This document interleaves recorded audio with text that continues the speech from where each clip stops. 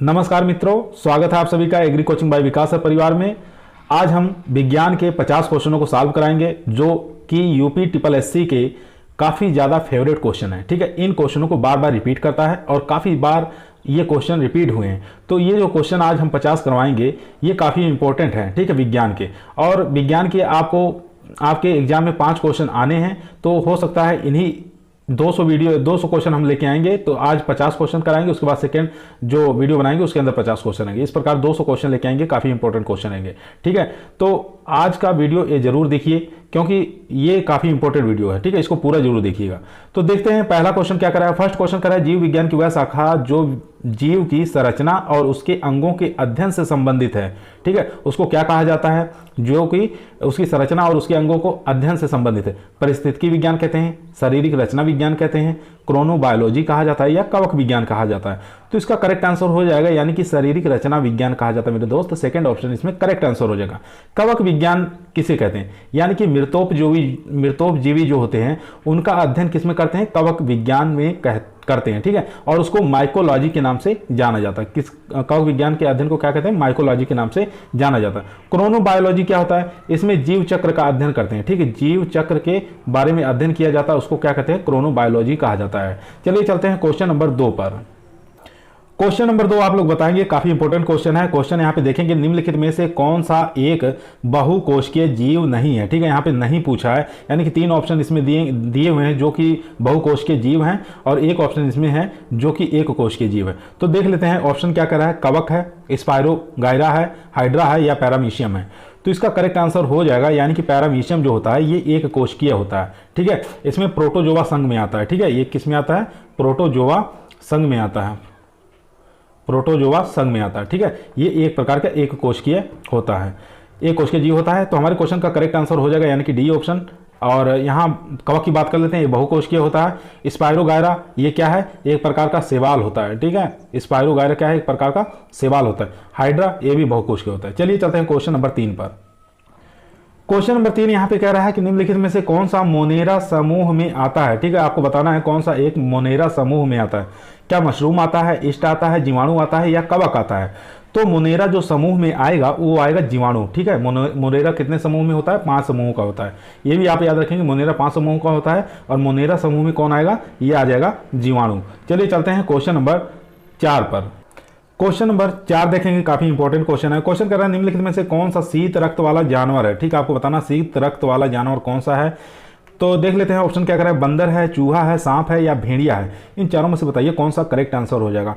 यानी कि शीत रक्त वाला जो जानवर हो जाएगा इसमें सांप हो जाएगा। सांप किस में आता है? सरीसृप में आता है। ठीक है, किस में आता है? ये सरीसृप में आता है। ठीक है, और बंदर जो होता है ये स्तनधारी में आता है, चूहा भी स्तनधारी में और भेड़िया भी स्तनधारी में आता है। तो हमारे क्वेश्चन का करेक्ट आंसर हो जाएगा यानी कि ये सी ऑप्शन इसमें करेक्ट आंसर हो जाएगा, सांप। और बाकी इसमें जो बंदर है, चूहा, भेड़िया है, ये जितने भी जानवर हैं ये इनके खून कैसे होते हैं? गर्म होते हैं। लेकिन शीत रक्त वाला जो ब्लड पाया जाता है वो सांप में पाया जाता है। चलिए चलते हैं क्वेश्चन नंबर 5 पर। एक और बेहतरीन क्वेश्चन यहाँ पे देखेंगे। क्वेश्चन कर रहा है, निम्नलिखित में से कौन सा सर्वाधिक दीर्घायु वाला है? ठीक है, इसमें से बताना है कि किसकी उम्र सबसे ज्यादा होती है। बाज की, कछुआ की, चीता की या हाथी की? इन चारों में से बताइए कौन सा करेक्ट आंसर हो जाएगा। तो पहले बाज की उम्र देखते हैं कितनी होती है। बाज की उम्र हो जाएगी 17 वर्ष। ठीक है, बाज की उम्र कितनी होती है? 17।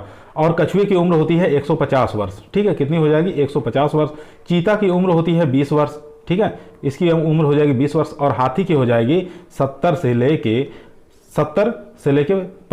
85 कर लीजिए, 85 वर्ष। ठीक है, इतनी उम्र होती है हाथी की। तो सबसे ज्यादा उम्र किसका हो जाएगा? यहाँ पे कछुआ का हो जाएगा। तो हमारे क्वेश्चन का करेक्ट आंसर हो जाएगा यानी कि कछुआ। इसकी उम्र होती है 150 वर्ष। ठीक है, सबसे ज्यादा दीर्घायु वाला होता है। चलिए चलते हैं क्वेश्चन नंबर 6 पर। क्वेश्चन यहाँ पे देखेंगे, लाइकेन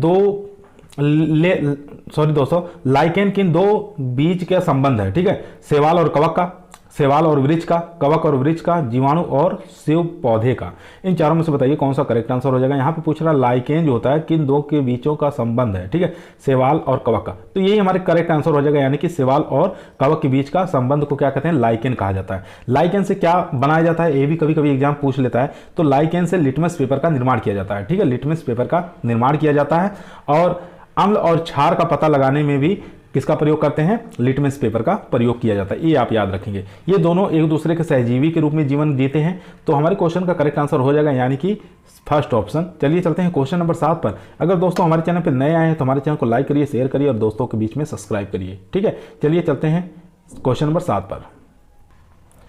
क्वेश्चन यहां पे देखेंगे, द्विपद जिसको बायनोमियल कहा जाता है का नाम पद्धतिकरण किसने दिया था। ठीक है, ये द्विपद नाम किसके द्वारा दिया गया है ये आपको बताना है। लिनियस के द्वारा, जॉन रे के द्वारा, हक्सले के द्वारा, अरस्तु के द्वारा।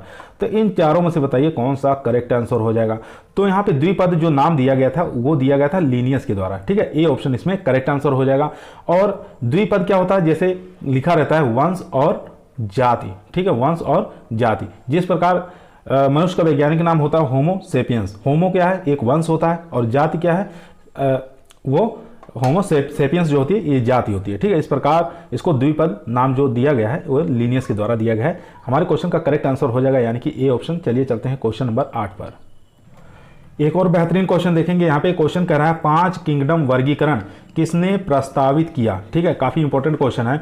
R.H.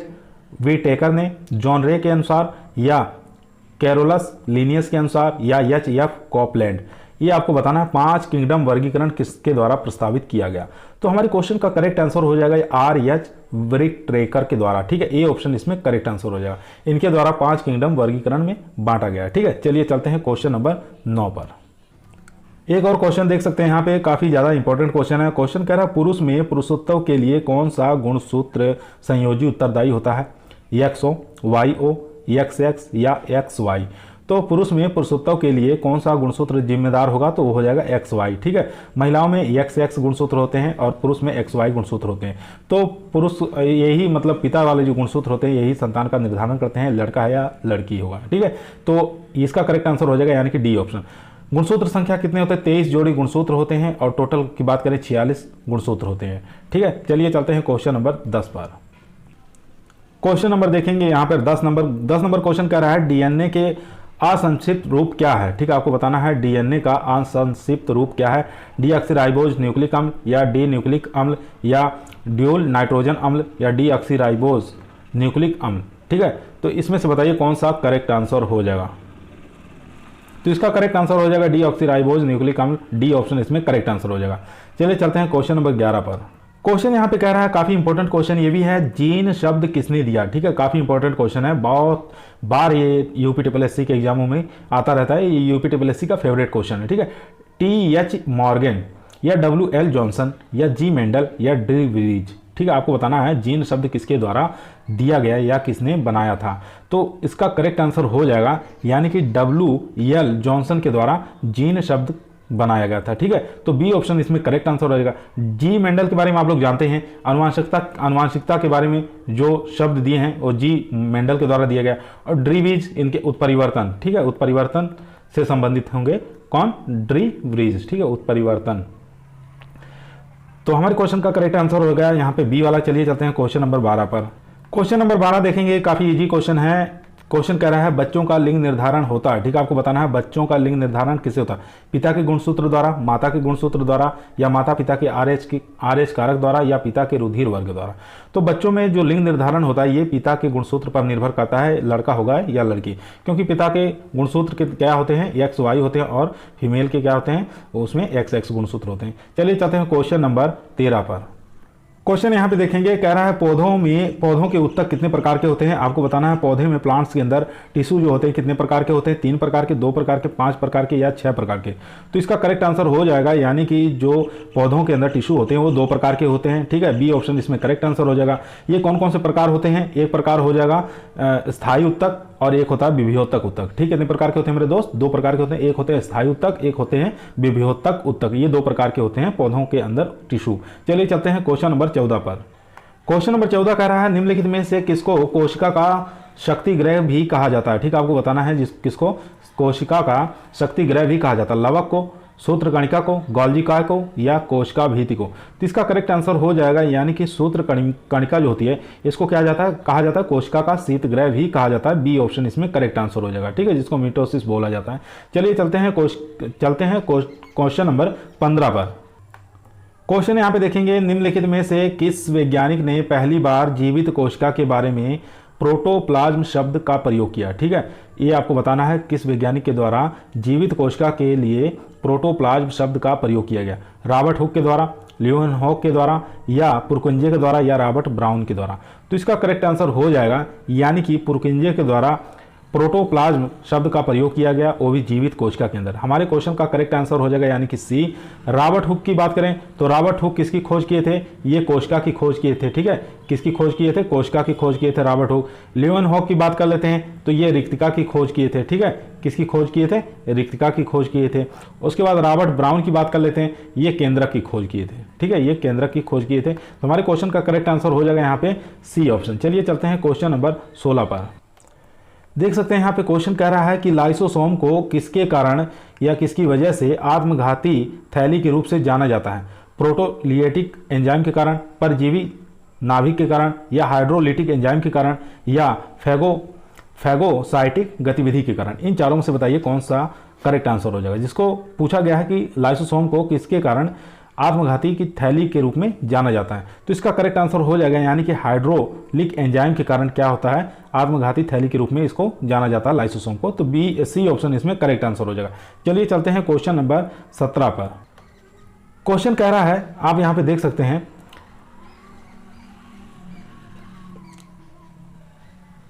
क्वेश्चन कह रहा है निम्नलिखित में से एटीपी का कौन सा पूर्ण विस्तार सही है? ठीक है, आपको बताना है एटीपी का कौन सा पूर्ण विस्तार सही माना गया है। Adenosine tetraphosphate, adenosine triphosphate, adenosine triphosphate, या कोई भी विकल्प सही नहीं है। इन चारों में से बताइए कौन सा करेक्ट आंसर हो जाएगा। तो इसका करेक्ट आंसर हो जाएगा मेरे दोस्त यानी कि एडेनोसिन ट्राइफास्फेट जो होता है ये एटीपी का पूर्ण रूप से विस्तार माना गया है, यानी कि सी ऑप्शन इसमें एकदम करेक्ट आंसर हो जाएगा। चलिए चलते हैं क्वेश्चन नंबर 18 पर। दोस्तों अगर आप लोग हमारे चैनल पर नए आए हैं तो हमारे चैनल को सब्सक्राइब कर लीजिए, और दूसरी वीडियो जो नेक्स्ट पार्ट इसका आएगा साइंस का 50 क्वेश्चनों का, वो तुरंत आप लोगों को प्राप्त हो जाएगा। चलिए चलते हैं क्वेश्चन नंबर 18 पर। क्वेश्चन यहां पे देखेंगे, क्वेश्चन कर रहा है कोशिका की निम्नलिखित में से कौन सी पाचन थैली, ठीक है, कहलाती है? गोल्गी काय, माइटोकॉन्ड्रिया, राइबोसोम, या लाइसोसोम। इसमें से बताना है कि किसको हम पाचन की थैली यानी कि आत्महत्या की थैली के नाम से भी जाना जाता है। अब ऑप्शन आप लोगों को दे दिए हैं तो आप लोग आसानी से बता ले जाएंगे किसको कहा जाता है। तो पाचन की थैली, आत्महत्या की थैली किसको कहा जाता है? लाइसोसोम को कहा जाता है। डी ऑप्शन इसमें करेक्ट आंसर हो जाएगा। ये क्वेश्चन ऐसे हैं कि जो कि पेट के एग्जाम में आने ही आने हैं, इसमें से एक दो क्वेश्चन कन्फर्म आएंगे, तो इस वीडियो को लास्ट तक पूरा जरूर का जरूर देखिएगा। चलिए चलते हैं क्वेश्चन नंबर 19 पर। क्वेश्चन यहाँ पे देखेंगे, क्वेश्चन कह रहा है सेलुलोज निम्नलिखित में से किसका मुख्य घटक है? ठीक है, कोशिका भीतिका, कोशिका कला का, या जाइलम की द्वितीय भीतिका, या कीटों की शारीरिक भीतिका। इनमें से बताइए कौन सा करेक्ट आंसर हो जाएगा। जो सेलुलोज किसका मुख्य घटक माना जाता है ये आपको बताना है। तो इसका करेक्ट आंसर हो जाएगा यानी कि कोशिका भीतिका माना जाता है। ये ऑप्शन इसमें करेक्ट आंसर हो जाएगा, जिसको सेल वॉल के नाम से जाना जाता है। चलिए चलते हैं क्वेश्चन नंबर 21 पर। क्वेश्चनों की संख्या अधिक होने के कारण थोड़ा हम जल्दी जल्दी करा रहे हैं ताकि आप लोगों के अधिक से अधिक क्वेश्चन इस वीडियो में कवर हो जाए। क्वेश्चन देखिए कह रहा है, क्वेश्चन कह रहा है शरीर के किस भाग में रक्त उत्पन्न होता है? ठीक है, आपको बताना शरीर के किस भाग में रक्त उत्पन्न होता है, मस्तिष्क में, या अस्थि मज्जा में, या हृदय में, या लीवर में। तो इसका करेक्ट आंसर देख लेते हैं। इसका करेक्ट आंसर क्या हो जाएगा? तो इसका करेक्ट आंसर हो जाएगा अस्थि मज्जा में, यानी कि बी ऑप्शन इसमें करेक्ट आंसर हो जाएगा। इसको बोन मैरो के नाम से जाना जाता है अस्थि मज्जा में। ठीक है, इसी में रक्त उत्पन्न होता है। चलिए चलते हैं क्वेश्चन नंबर 22 पर। क्वेश्चन कह रहा है कि मस्तिष्क के उस भाग को पहचानिए जो शरीर की मुद्रा, संतुलन और साम्यावस्था को नियंत्रित करता है। सेरेब्रम हो जाएगा, या ब्रेन स्टेम हो जाएगा, या डायनेसेफ्रेन हो जाएगा, या सेरेबेलम हो जाएगा। इन चारों में से बताइए कौन सा करेक्ट आंसर हो जाएगा। तो इसका करेक्ट आंसर हो जाएगा मुद्रा, संतुलन और साम्यावस्था को नियंत्रित कौन करता है? सेरेबेलम करता है। डी ऑप्शन इसमें करेक्ट आंसर हो जाएगा। चलिए चलते हैं क्वेश्चन नंबर 23 पर। क्वेश्चन कह रहा है, काफी अच्छा क्वेश्चन है, मानव शरीर की सबसे छोटी हड्डी कौन सी है? ठीक है, आपको बताना है कलाई की हड्डी, कान की हड्डी, कोहनी की हड्डी, या प्रोकोष्ठिका। इन चारों में से बताइए कौन सी मानव शरीर की सबसे छोटी हड्डी है। तो इसका करेक्ट आंसर हो जाएगा मेरे दोस्त यानी कि कान की हड्डी जो होती है, जिसको स्टेबिस कहा जाता है, ये सबसे छोटी हड्डी होती है। ठीक है, एक कान के अंदर कितनी हड्डी पाई जाती है ये आप लोग बताइए। तो एक कान के अंदर पाई जाती है 3 हड्डी। हमारे पास 2 कान होते हैं तो टोटल कान के अंदर हड्डियां हो जाएंगी 6 हड्डी। ठीक है, ये आप याद रखेंगे। चलिए चलते हैं क्वेश्चन नंबर 24 पर। क्वेश्चन यहाँ पे कह रहा है निम्नलिखित में से कौन सा मानव शरीर का केंद्रीय तंत्रिका तंत्र बनता है। ठीक है, आपको बताना है कि कौन सा मानव शरीर का केंद्रीय तंत्रिका तंत्र बनता है। तो ऑप्शन देख लेते हैं, केवल रक्त से, केवल मस्तिष्क से, केवल मेरुरज्जु से, या मस्तिष्क और मेरुरज्जु दोनों से। तो इसका करेक्ट आंसर हो जाएगा यही डी ऑप्शन, एकदम लॉक कर दिया जाए। ये डी ऑप्शन एकदम जान लीजिए एकदम सही माना गया है, क्योंकि मस्तिष्क और मेरुरज्जु जो होते हैं ये दोनों ही शरीर का केंद्रक तंत्रिका तंत्र माना जाता है। ठीक है, चलिए चलते हैं क्वेश्चन नंबर 25 पर। क्वेश्चन नंबर देखेंगे 25 कह रहा है मानव हृदय में कक्षों की संख्या कितनी होती है। काफी इंपॉर्टेंट क्वेश्चन है। 2 होती है, 3 होती है, 4 होती है या 5 होती है। तो मानव हृदय में कक्षों की संख्या कितनी हो जाएगी, तो ये हो जाएगी इनकी संख्या 4, यानी कि सी ऑप्शन इसमें करेक्ट आंसर हो जाएगा। अगर हम यही मछली का पूछ लें, मछली में कक्षों की संख्या कितनी होती है, तो हो जाएगी 2। सांप में कितनी होती है, तो सांप में हो जाएगी 3। मगरमच्छ की बात करें, मगरमच्छ की बात कर लें तो मगरमच्छ में होती है 4। और मेढक की बात कर लें, मेढक, तो मेढक में हो जाएगी 3। ठीक है, कांकरोच की बात कर लें, कांकरोच के अंदर होती हैं 13। ठीक है, पक्षी की बात कर लें, पक्षी के अंदर हो जाएगी 4। ठीक है, ये आप याद रखेंगे। इस प्रकार से किसी भी इन चारों पांचों में से कोई भी क्वेश्चन अगर दे दे तो आप लोग आसानी से हल कर ले जाएंगे। चलिए चलते हैं क्वेश्चन नंबर 26 पर। क्वेश्चन नंबर 26 यहाँ पे देखेंगे एक बार। क्वेश्चन नंबर 26 कह रहा है मनुष्य में ध्वनि किस अंग से उत्पन्न होती है। ठीक है, कंठ से, जिह्वा से, फेफड़े से या डायफ्राम से। इन चारों में से बताइए कहाँ से मनुष्य के अंदर ध्वनि किस अंग से उत्पन्न होती है, ये आपको बताना है। तो इसका करेक्ट आंसर हो जाएगा यानी कि लैरिक्स से, कंठ से। ठीक है, तो यहाँ से ध्वनि उत्पन्न होती है, ये आप याद रखेंगे। चलिए चलते हैं क्वेश्चन नंबर 27 पर। क्वेश्चन देखेंगे, क्वेश्चन नंबर 27 कह रहा है मनुष्य का मस्तिष्क कितने भागों में विभाजित होता है। काफी इंपॉर्टेंट क्वेश्चन है। 2 भाग में, 3 भाग में, 4 भाग में या 5 भागों में। तो इसका करेक्ट आंसर हो जाएगा यानी कि मनुष्य का जो मस्तिष्क होता है कितने भागों में बटा होता है, ये 3 भागों में बटा होता है। बी ऑप्शन इसमें करेक्ट आंसर हो जाएगा। कौन कौन सा, अग्र मस्तिष्क, मध्य मस्तिष्क और पश्चिम मस्तिष्क, ये 3 भागों में बटा होता है। चलिए चलते हैं क्वेश्चन नंबर 28 पर। क्वेश्चन कर रहे हैं निम्नलिखित में से कौन सा मानव की त्वचा को रंग प्रदान करता है। एडिनोसिन, थाइमिन, मेलेनिन या ग्वानिन। इन चारों में से बताइए कौन सा मनुष्य की त्वचा का रंग प्रदान करता है। जैसे कोई सांवला है, कोई गोरा है, तो वो रंग किसके कारण आता है, ये आपको बताना है। तो इसका करेक्ट आंसर हो जाएगा यानी कि मेलेनिन के कारण क्या होता है, मानव शरीर के त्वचा का रंग प्रदान करता है कौन, मेलेनिन, यानी कि सी ऑप्शन इसमें करेक्ट आंसर हो जाएगा।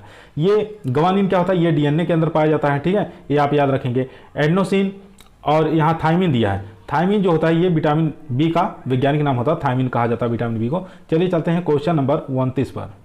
यहाँ देखेंगे क्वेश्चन काफी बेहतरीन क्वेश्चन आया है। क्वेश्चन कर रहा है 1 मिनट में मनुष्य का हृदय कितनी बार धड़कता है। 82 बार, 75 बार या 72 बार या 85 बार। इन चारों में से बताइए कौन सा करेक्ट आंसर हो जाएगा। आप लोग जानते हैं बहुत सिंपल क्वेश्चन है। तो 1 मिनट में मनुष्य का हृदय जो है 72 बार धड़कता है। कितनी बार, 72 बार। सी ऑप्शन इसमें करेक्ट आंसर हो जाएगा। एक बार अगर धड़केगा तो कितने समय में धड़केगा, तो 0.8 सेकंड में एक बार धड़कता है। ठीक है, इतने सेकंड पर एक बार धड़कता है। उसके बाद बात कर लेते हैं कि 1 घंटे में कितना धड़केगा। 1 घंटे की बात करें तो 4320 इतनी बार 1 घंटे के अंदर धड़केगा हमारा हृदय जो है। चलिए चलते हैं क्वेश्चन। अगर ये कभी कभी एग्जामों में बच्चों का पूछ लेता है, बच्चों का 1 मिनट में कितनी बार धड़कता है, यानी कि 60 सेकंड के अंदर कितनी बार धड़कता है बच्चों के अंदर, तो बच्चों में 120 बार धड़कता है। ठीक है, ये आप याद रखेंगे। चलिए चलते हैं क्वेश्चन नंबर 30 पर। क्वेश्चन नंबर 30 कह रहा है कि हमारे मस्तिष्क का सबसे बड़ा हिस्सा कौन सा है। मेडुला ऑब्लिगेटा या अनुमस्तिका, प्रेमस्तिका या अधश्वेतक। इन चारों में से बताइए कौन सा करेक्ट आंसर हो जाएगा। तो हमारे मस्तिष्क का सबसे बड़ा जो हिस्सा होता है वो प्रमस्तिष्क होता है, यानी कि सी ऑप्शन इसमें करेक्ट आंसर हो जाएगा, जिसको सेरिब्रम के नाम से जाना जाता है। ठीक है, चलिए चलते हैं क्वेश्चन नंबर 31 पर। क्वेश्चन देखेंगे, काफी बेहतरीन क्वेश्चन है जो कि बार बार एग्जामों में आया हुआ है। तो देख लेते हैं क्वेश्चन क्या कर रहा है। निम्नलिखित में से किसके मध्य सिनेप्स अंतराल की स्थिति होती है। 2 तंत्रिका कोशिका के बीच, या मस्तिष्क और मेरुरज्जु के बीच, 2 गुर्दों के बीच, या इनमें से कोई नहीं। तो इसका करेक्ट आंसर हो जाएगा यानी कि 2 तंत्रिका कोशिका के बीच मध्य सिनेप्स अंतराल की स्थिति आ जाती है, यानी कि ए ऑप्शन इसमें करेक्ट आंसर हो जाएगा। चलिए चलते हैं क्वेश्चन नंबर 32 पर। क्वेश्चन देखेंगे, काफी इंपॉर्टेंट क्वेश्चन है। कह रहा है मानव शरीर में सबसे बड़ी ग्रंथि कौन सी होती है। ठीक है, मानव शरीर के अंदर सबसे बड़ी ग्रंथि पूछा है, तो कौन सी होती है। लीवर होता है, थायराइड होता है, पीयूष ग्रंथि होता है या लार ग्रंथि होता है। तो इसका करेक्ट आंसर हो जाएगा यानी कि लीवर जो होता है इसको क्या कहते हैं, मानव शरीर की सबसे बड़ी ग्रंथि कहा जाता है, ठीक है, लीवर को। ये इसका वेट कितना होता है, ये इसका वेट भी कभी कभी एग्जाम में पूछ लेता है, तो 18 ग्राम का होता है, 1800 ग्राम का होता है, यानी कि सबसे बड़ी जो ग्रंथि होती है ये लीवर ही होते हैं। सबसे छोटी ग्रंथि कभी कभी पूछ लेता है, तो हो जाएगी सबसे छोटी ग्रंथि कौन सी, पीयूष ग्रंथि हो जाएगी छोटी, ठीक है। पीयूष ग्रंथि कहाँ पाई जाती है, ये पाई जाती है मस्तिष्क के अंदर, ठीक है, मस्तिष्क के अंदर ये पाई जाती है। और बात कर लेते हैं पीयूष ग्रंथि को किस अन्य नाम से भी जाना जाता है, तो मास्टर ग्रंथि के नाम से जाना जाता है पीयूष ग्रंथि को, इतना आप याद रखेंगे। चलिए चलते हैं क्वेश्चन नंबर 33 पर। क्वेश्चन देखेंगे, क्वेश्चन कर रहा है विटामिन ए मुख्यतः कहाँ से संग्रहित होता है, ठीक है, आपको बताना है विटामिन ए जो होता है कहाँ से संग्रहित होता है। काफी इंपॉर्टेंट क्वेश्चन है। तो फेफड़े से, विकिक से, या छाती से, या यकृत से। तो जितने भी विटामिन होते हैं, चाहे विटामिन ए की बात कर लें, चाहे विटामिन डी की बात कर लें, चाहे विटामिन ई की बात कर लें, चाहे विटामिन के की बात कर लें, तो जितने भी विटामिन होते हैं ये कहाँ संग्रहित होते हैं, ये यकृत के अंदर संग्रहित होते हैं, यानी कि डी ऑप्शन इसमें करेक्ट आंसर हो जाएगा। चलिए चलते हैं क्वेश्चन नंबर 34 पर। क्वेश्चन देखिए, काफी इंपॉर्टेंट क्वेश्चन ये भी है। क्वेश्चन कर रहा है कौन सी सीरा फेफड़ों से हृदय से शुद्ध रक्त लाती है, ठीक है, काफी इंपॉर्टेंट क्वेश्चन है। आपको बताना है कौन सी सीरा जो होती है फेफड़ों से हृदय में शुद्ध रक्त को लाती है, वैकिक सीरा, फुसफुसिया सीरा, या महासीरा, या यकृत सीरा। तो इसका करेक्ट आंसर हो जाएगा, यानी कि फुसफुसिया सीरा जो होता है ये क्या काम करते हैं, फेफड़ों से हृदय में शुद्ध रक्त को लाने का कार्य करते हैं। बी ऑप्शन इसमें करेक्ट आंसर हो जाएगा। चलिए चलते हैं क्वेश्चन नंबर 35 पर। क्वेश्चन यहाँ पे देखेंगे, क्वेश्चन कर रहा है दांत और हड्डियां किससे मजबूती प्राप्त होती हैं, कैल्शियम से, फ्लोरीन से, क्लोरीन से, या सोडियम से। काफी इंपॉर्टेंट क्वेश्चन है। तो आप लोग बताइए कि दांत और हड्डियां जो होती हैं किससे मजबूती प्रदान होती हैं, तो इसका करेक्ट आंसर हो जाएगा, यानी कि बी ऑप्शन फ्लोरीन से, ठीक है, बी ऑप्शन फ्लोरीन से। चलिए चलते हैं क्वेश्चन नंबर 36 पर।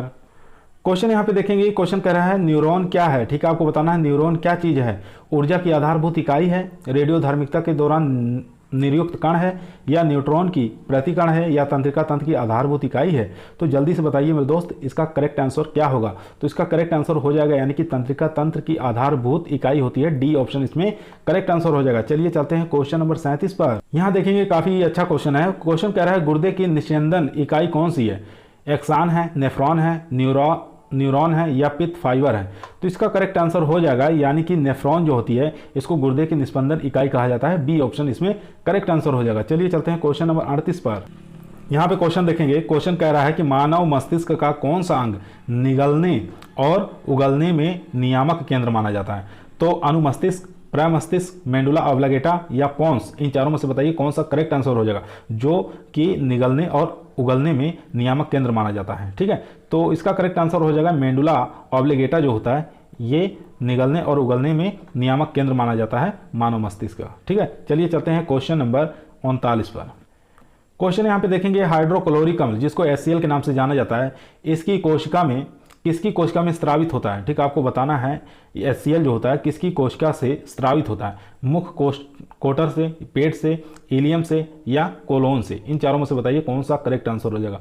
तो इसका करेक्ट आंसर हो जाएगा, यानी कि जो पेट होता है, स्टोमक होता है, इसके द्वारा HCl का कोशिका से स्रावित होता है, ठीक है, बी ऑप्शन इसमें करेक्ट आंसर हो जाएगा। चलिए चलते हैं क्वेश्चन नंबर 40 पर।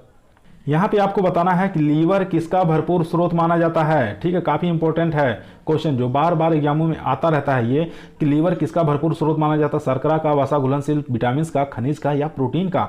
तो आप लोग जानते हैं लीवर किसका भरपूर स्रोत माना जाता है, ये हो जाएगा प्रोटीन का, ठीक है, डी ऑप्शन इसमें करेक्ट आंसर हो जाएगा। चलिए चलते हैं क्वेश्चन नंबर 41 पर।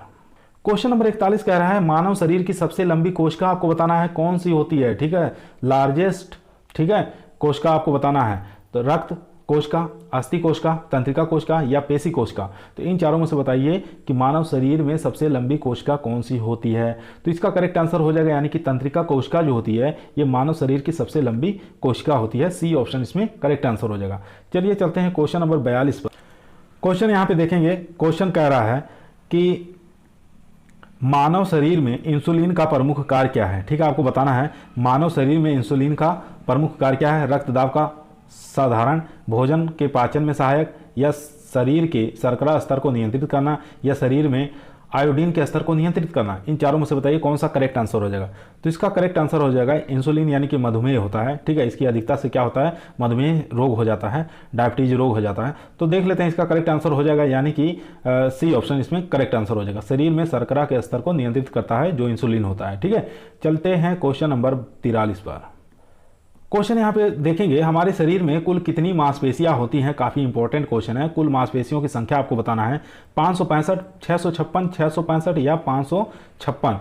तो इसका करेक्ट आंसर बताइए, कौन सा करेक्ट आंसर हो जाएगा। तो ऑप्शन इसका करेक्ट जो हो जाएगा, यानी कि 656 जो होती हैं, ये हमारे शरीर में इतनी मांसपेशियां होती हैं। ठीक है, बी ऑप्शन इसमें करेक्ट आंसर हो जाएगा। हमारे शरीर के अंदर कितनी मांसपेशियां होती हैं, तो 656 मांसपेशियां होती हैं। चलिए चलते हैं क्वेश्चन नंबर 44 पर। क्वेश्चन यहाँ पे देखेंगे, क्वेश्चन उसी प्रकार एक बार फिर पूछा है कि पुरुष में अस्थियों की कुल संख्या कितनी होती है। ठीक है, पुरुष के अंदर बताना है अस्थियों की संख्या कुल कितनी होती है। काफ़ी इंपॉर्टेंट क्वेश्चन है। 206 या 266, 300 या 306। अस्थियों मतलब हड्डियां कह रहा है कि हड्डियों की संख्या कुल कितनी होती है पुरुष के अंदर, तो इसका करेक्ट आंसर हो जाएगा, यानी कि 206 हड्डियां होती हैं। ए ऑप्शन इसमें करेक्ट आंसर हो जाएगा। अगर यही बच्चों के अंदर पूछ ले तो बच्चों के अंदर 300 हड्डियां होती हैं, ये आप याद रखेंगे। चलिए चलते हैं क्वेश्चन नंबर 45 पर। यहाँ पे एक और इम्पोर्टेंट क्वेश्चन है। क्वेश्चन कह रहा है 3 से 4 वर्ष के बच्चों के दूध के दांतों में शामिल नहीं होता। ठीक है, आपको बताना 3 से 4 वर्ष का अगर कोई बालक है जो कि दूध के दांतों के अंदर शामिल नहीं होता। ठीक है, कृंतक नहीं होता, रत्नक नहीं होता, चौर्णक नहीं होता या अग्र चौर्णक नहीं होता, जिसको प्री मोलर कहा जाता है। इन चारों में से बताइए कौन सा दांत उसमें शामिल नहीं होता 3 से 4 वर्ष की उम्र में। तो इसका करेक्ट आंसर हो जाएगा अग्र चौर्णक, यानी कि प्री मोलर जो होता है ये शामिल नहीं होता। डी ऑप्शन इसमें करेक्ट आंसर हो जाएगा। चलिए चलते हैं क्वेश्चन नंबर 46 पर। क्वेश्चन यहाँ पे देखेंगे, क्वेश्चन करा निम्नलिखित में से शरीर का वह अंग कौन सा है जो कभी भी विश्राम नहीं करता। ठीक है, आंखें हैं, अग्नाशय है, यकृत है या हृदय है। तो आप लोग जानते ही हैं कि बचपन से पढ़ते हैं कि हृदय जो है ऐसा अंग है यानी कि कभी वो विश्राम नहीं करता है। ठीक है, चलिए चलते हैं क्वेश्चन नंबर 47 पर।